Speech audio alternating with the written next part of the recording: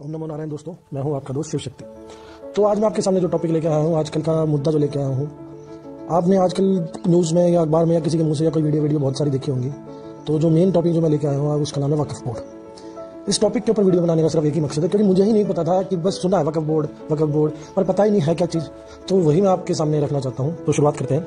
वक्फ board को मैं आपको बिल्कुल आसान शब्दों में समझाऊं। जिस तरीके से हिंदू टेम्पल के लिए कोई ट्रस्ट बनता है और वो ट्रस्ट जो भी दान आता है उसको सामाजिक या फिर मंदिर के लिए या फिर और किसी कार्य के लिए यूज़ करता है, धार्मिक कार्य के लिए यूज़ करता है, उसी तरह ये वक्फ बोर्ड है। ये वक्फ बोर्ड ब्रिटिश के आने से पहले बना था, पर इसको जब मुगलों का राज या इनका राज खत्म होने के बाद आया था तब इसको फिर इलीगल दोबारा घोषित कर दिया गया था।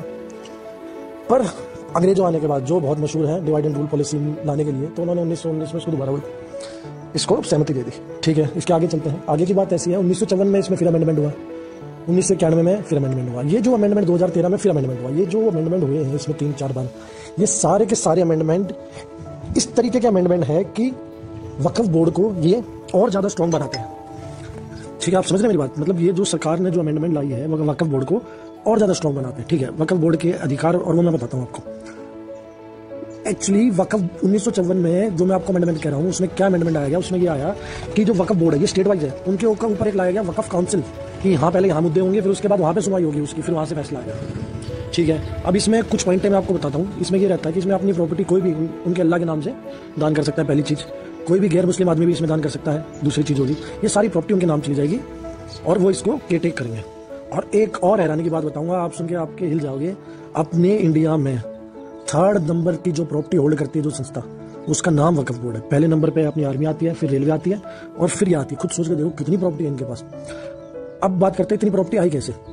1947 में जब नरसंहार हुआ तो कुछ लोग जो यहाँ पे रह गए, ये भाई हमारे मुस्लिम जो यहाँ रह गए, इन्होंने इनकी बुद्धि, इन्होंने खोपड़ी अपनी दौड़ाई और इन्होंने क्या करा, इन्होंने गवर्नमेंट से बात करी। तो गवर्नमेंट ने इनको क्या दिया गिफ्ट में, गवर्नमेंट ने दिया जो भी मुस्लिम यहाँ से छोड़ के पाकिस्तान चले गए हैं उनकी सारी प्रॉपर्टी आप दे दो वक्फ बोर्ड को। तो मैक्सिमम प्रॉपर्टी इसकी उस टाइम पे आई, बाद में धीरे धीरे ये आती रहती है इनके पास। ठीक है, दूसरी बात, अगर मान लीजिए आपकी कोई प्रॉपर्टी है और वहाँ पे वक्फ बोर्ड अपना बोर्ड लगा देता है कि ये मेरी प्रॉपर्टी है, तो आपको प्रूफ करना पड़ेगा। वक्फ बोर्ड की कोई जिम्मेवारी, आप ही एक्यूज्ड हो, आपको बताना पड़ेगा, आपको प्रूफ करना पड़ेगा कि आपकी प्रॉपर्टी है। और वो केस चलते हैं कहाँ पे, वक्फ बोर्ड में, वक्फ काउंसिल में। ठीक है, हो गया, जय हो। अब आगे की इनकी और बात आई है। तो अब क्या है, अब जो मिर्ची लगने का काम है वो मोदी सरकार ने किया है। मिर्ची इनको इसलिए लगी है, मोदी सरकार 4-5 अमेंडमेंट लाना चाहती है। वो अमेंडमेंट क्या है वो भी आप सुन लीजिए। पहला अमेंडमेंट कि इनकी जो बोर्ड ऑफ डायरेक्टर है उनमें महिलाओं का अधिकार होना चाहिए। महिलाओं का अधिकार मतलब 2 सीटें महिलाओं की भी होनी चाहिए। ठीक है, दूसरी चीज, गैर मुस्लिम का एक बंदा उसमें होना चाहिए। तीसरी चीज, चौथी चीज, अगर कोई इनके फैसले से असंतुष्ट रहता है, मतलब सेटिस्फाई नहीं हो पाता, वो चाहे तो फिर हाई कोर्ट में इसकी अपील कर सकता है। एक ये अमेंडमेंट गवर्नमेंट से कहा था, पर वो 90 दिन के अंदर कर सकता है। ये बात ध्यान से सुनना, 90 दिन के अंदर अमली। ठीक है, ये अमेंडमेंट। तीसरा अमेंडमेंट क्या है इसमें, और क्या क्लोज है इसमें, ये है कि गवर्नमेंट क्या चाहती है कि वहाँ का जो लोकल जो डीएम है, ठीक है, डीएम की रिस्पॉन्सिबिलिटी बढ़ाई जाएगी और वक्फ बोर्ड को डीएम के थ्रू जोड़ा जाएगा कि वक्फ बोर्ड मतलब डीएम उनकी प्रॉपर्टी को या उनके कोई भी मुद्दे को पारदर्शक करने के लिए उनके साथ काम करेगा। इन द सेंस उनके ऊपर राज्य सरकार को और अधिकार बढ़ाए जाएंगे, सेंट्रल गवर्नमेंट को और अधिकार बढ़ाए जाएंगे।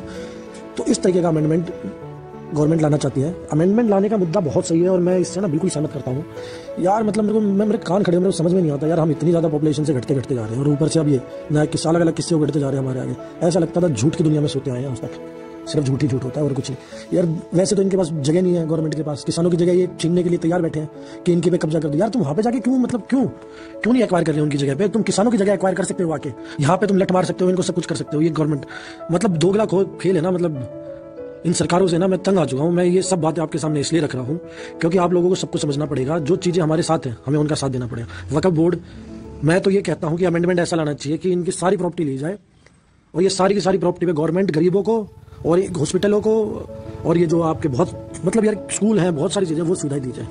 आप अगर मेरी बात से सहमत रखते हैं तो आपके लाइक और सब्सक्राइब बताएंगे कि आप मेरी बात से सहमत रखते हैं। Thank you. मैं हूँ आपका दोस्त शिव शक्ति। ओम नमो नारायण। जय बाबा की भाइयों।